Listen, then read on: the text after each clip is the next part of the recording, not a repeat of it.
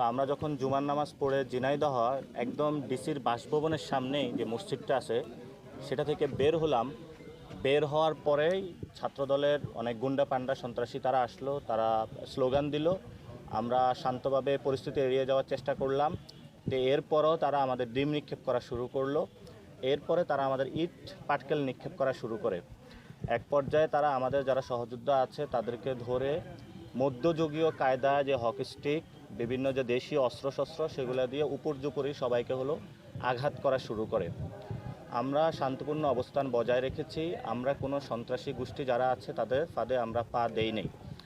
যেটা আপনাদের সবচেয়ে জানার বিষয়, ইতিমধ্যে আমরা সোশ্যাল মিডিয়াতে দেখেছি জুলকারনাইন সায়ের নামে একজন প্রোপাগান্ডিস্ট রয়েছেন, যিনি একটি বক্তব্য প্রচার করেছেন যে এখানে অস্ত্র উদ্ধার হয়েছে। সেটা সম্পূর্ণ মিথ্যা। এটা আপনাদের এই যে একটা স্টিক ছিল, এই স্টিকটা তারা নিয়ে এসেছে আমাদেরকে মারার জন্য। আমাদের একজন তাদের থেকে এটা উদ্ধার করেছে এবং এটা উদ্ধার করে এটা বর্তমানে আমাদের হেফাজতে রয়েছে। আমরা এটা পুলিশের কাছে সমর্পণ করব এবং আমরা বর্তমানে থানায় রয়েছি। থানার মধ্যে আমরা এজাহারপত্র যেটা সেটা রেডি করেছি। ফোটানোর ঝামেলা ছাড়াই নিরাপদ পানির জন্য ঘরে আনুন পিওরিট। কল করুন 16627। আমাদের একটু পরে এফআইআর হবে। এফআইআর এর নাম্বার নিয়ে তারপর আমরা বিক্ষোভ মিছিলে যাব।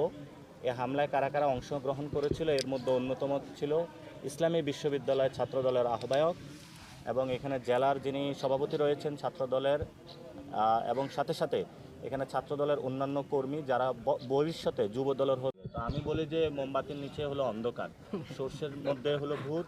ওনার অনুসারে আমাকে মারে, তারপরে উনি ফোন করে আবার বলে উনি ব্যবস্থা নেবেন। এটা বাংলাদেশে তাদের নমুনা এবং হাস্যকর একটা ব্যবস্থা। সাথে সাথে বিএনপির যারা অ্যাক্টিভিস্ট তারা আজকে সারা হামলা করেছে। আমরা এখানে একটা যোগদান অনুষ্ঠান ছিল, সেই যোগদান অনুষ্ঠানকে তারা ব্যাহত করতে চেয়েছিল এবং ঝিনাইদহতে যে এনসিপির ফুটপ্রিন্ট যেটা সেটা তারা রাখতে দিচ্ছিল না। এবং আমি ইতিমধ্যেই স্পষ্ট করেছি যে সীমান্তে হত্যা হয়েছে। ফলত আমি মনে করি দাদা বাবুরা খেপেছে, দাদা বাবুদের সাথে তারাও খেপেছে। যারা হামলা করেছে তারা দাদা বাবুদের একটি সন্ত্রাসী গোষ্ঠী এবং আসাদুজ্জামান এই গণ অভ্যুত্থানের সাথে গাদ্দার অন্যতম। আপনারা দেখেছেন যে রাষ্ট্রপতি যখন বিদেশ গিয়েছিল তাকে বিদায় জানিয়েছিল, তার যোগসাজে সে কাজ করে থাকে এবং সংস্কার প্রক্রিয়াতে ব্যাহত করেছিল।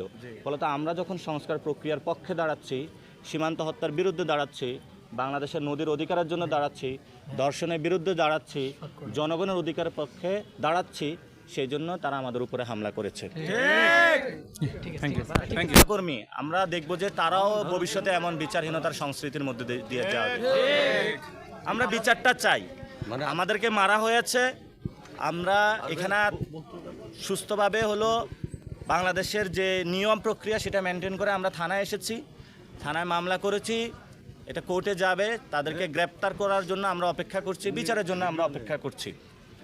মামলার বাদী হয়েছে তারেক রেজা, যিনি এনসিপির এখানে মুখ্য সমন্বয়ক, এবং এখানে 15 থেকে 20 জন অজ্ঞাতনামাও আছে। আবার যাদের আমরা পরিচয় ফুটেজ দেখে শনাক্ত করতে পেরেছি তাদের পরিচয়ও আমরা ডিরেক্টলি লিখেছি।